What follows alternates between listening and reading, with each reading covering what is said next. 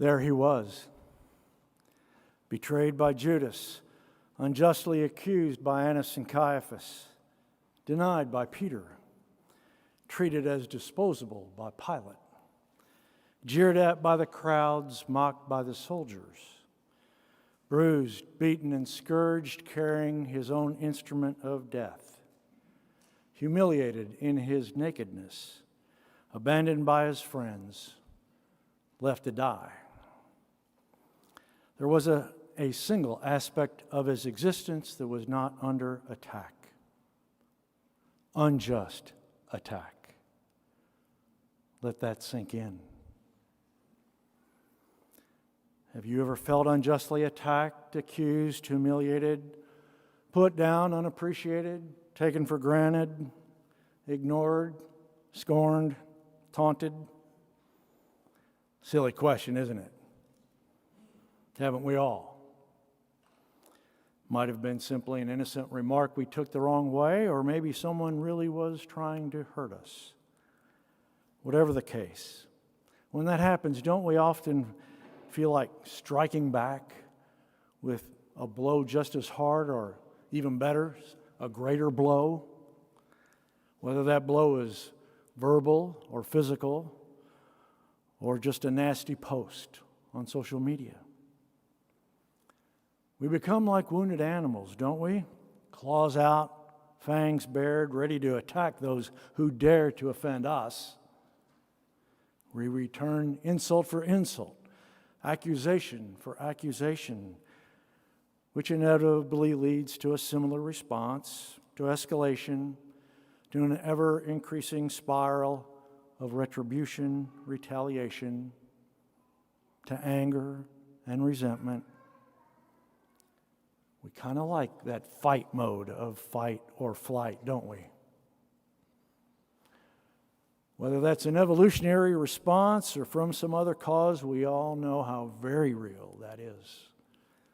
We only have to look at our own lives to see its very real existence. I only have to look at my own life to know that as well. What can we do? We know we're not called to bring evil into the world. We know that deep down, repaying evil for evil is a fool's game. It never brings us what we truly want: healing, mutual respect, friendship, love. We're tempted to think that revenge brings satisfaction, but deep down we know it never does. But like St. Paul, who said about himself, so often we do the very things we hate. And there he was.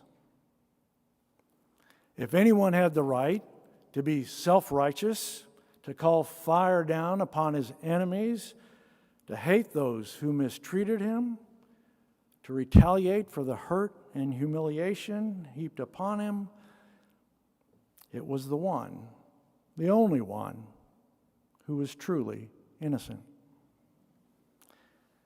And what does that innocent one say? What is his response to all the abuse he endured? In Luke's gospel, we hear those words that seem so out of place in our own mouths. Father, forgive them, for they know not what they do. In the first letter of Peter, we hear these words: Christ suffered for you and left you an example to have you follow in his footsteps. He did no wrong. No deceit was found in his mouth. When he was insulted, he returned no insult. When he was made to suffer, he did not counter with threats. Instead, he delivered himself up to the one who judges justly. And so there he was. In the midst of his utter devastation, he refuses to reflect the evil directed at him back into the world. He refuses to respond in kind. He refuses to retaliate. Rather, he takes it all in and absorbs it into himself. And in doing so, he robs evil of all of its power. He refuses to be its slave. In doing so, he claims power over all evil, all sin, all hatred. In doing so, he crushes and defeats all the evil in the world. He gives it no more life. Evil gets consumed in the fire of God's love. Jesus was able to take the humiliation, the pain, and injustice which he suffered and turn that into compassion rather than bitterness. And we're tempted to say, well, yeah, easy for him. He was Jesus. I'm not. But in our second reading tonight, which we just heard from the letter to Hebrews, we're reminded we do not have a high priest who is unable to sympathize with us, to sympathize with our weakness, but one who has been similarly tested in every way. He was like us in all things but sin. He had an ego. He had feelings just like we do. And it wouldn't be wrong to say that he struggled mightily to cling to that source of strength that enabled him to resist the hatred and violence around him. After all, he sweat drops of blood in the Garden of Gethsemane. And what was the source of that strength for Jesus? It was his intimate connection with the Father. Jesus knew who he was. He knew he was the Father's Son, and nothing and no one could change that. And so, he delivered himself up to the one who judges justly. If Jesus struggled mightily in the face of hatred and injustice, we shouldn't be surprised that we do too. It isn't easy to take the blows of those we encounter and simply absorb them. In fact, sometimes it seems downright impossible. We know we can't do it through our own strength. Our egos are too fragile. Our pride is too great. Our need for affirmation is way too strong. And we are forgetful.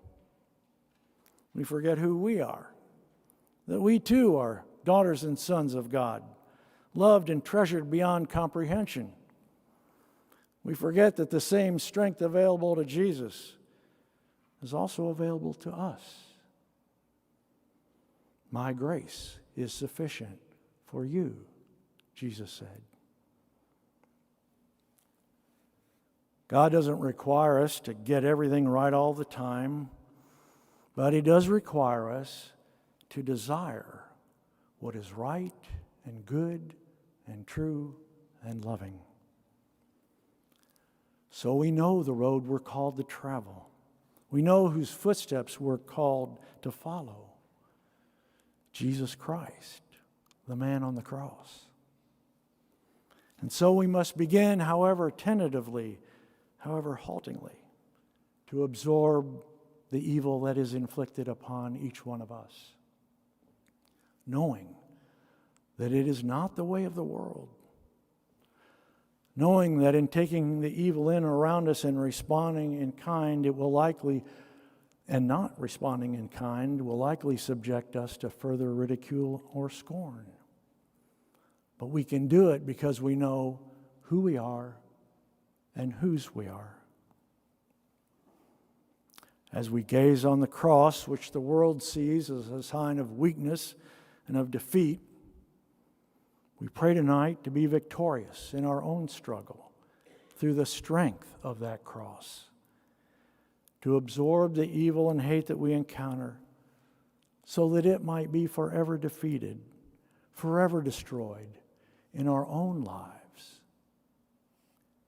And so, here we are.